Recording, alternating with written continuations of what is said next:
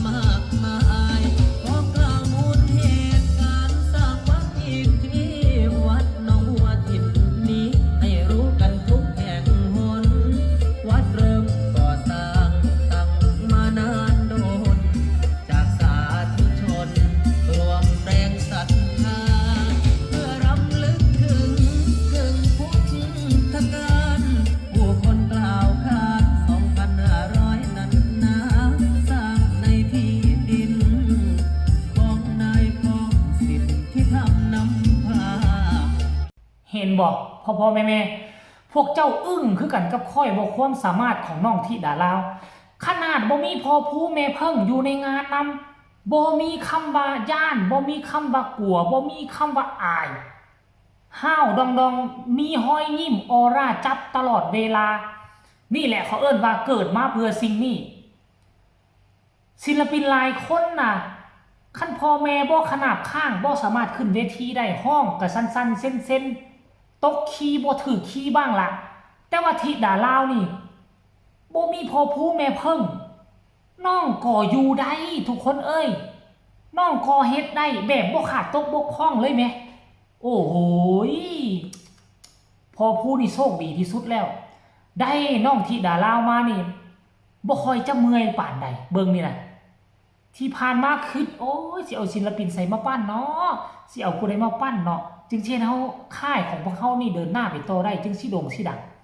มามีธิดาลาวนี่ทุกแต่ว่าทุกมีความสุขทุกมีเป้าหมายทุกใจนะทุกแต่ว่าคิดโอ้เฮ็ดจังไดสิแต่งเพลงใดให้ธิดาลาวเนาะสิเฮ็ดจังไดให้ธิดาลาวเนาะคิดแต่ว่าคิดปุ๊บลงมือเฮ็ดปั๊บธิดาลาวจะสานต่อปุ๊บเลยมันเหมือนว่ามะเกื้อกูลหนุนทรงกันนะพ่อผู้เป็นผู้คิดแล้วก็ว่างให้ลูกก็แสดงออกมาได้ดีมันก็เลยเฮ็ดให้กระแสค่อนข้างมาดังขึ้นไวนะทานผู้ชม FC แฟนคลับมาติดตามตอนต่อไปก็แล้วกันขบวนแห่ยังบ่ทันเคลื่อนออกเทื่อคลิปนี้น่ะแต่ในขณะที่พวกเราเฮ็ดคลิปอยู่ขบวนแห่อาจจะเคลื่อนออกไปแล้วแต่อันนี้ความมวลความมันอยากจะมานำเสนอให้ FC แฟนคลับได้รับได้ฮู้นี่มาฝากมาต้อนกันเพียงซ้ำนี้ก็แล้วกันเด้อคนละ1 ไลค์ 1 แชร์เช่นเก่าเช่นเคยใครเป็น FC อยากประกอบคำคิดคำเห็นแนวใดส่งมาได้ทางใต้คอมเมนต์สำหรับคลิปนี้ลาทานผู้ชมเพียงซ้ำนี้ก่อนสบายดี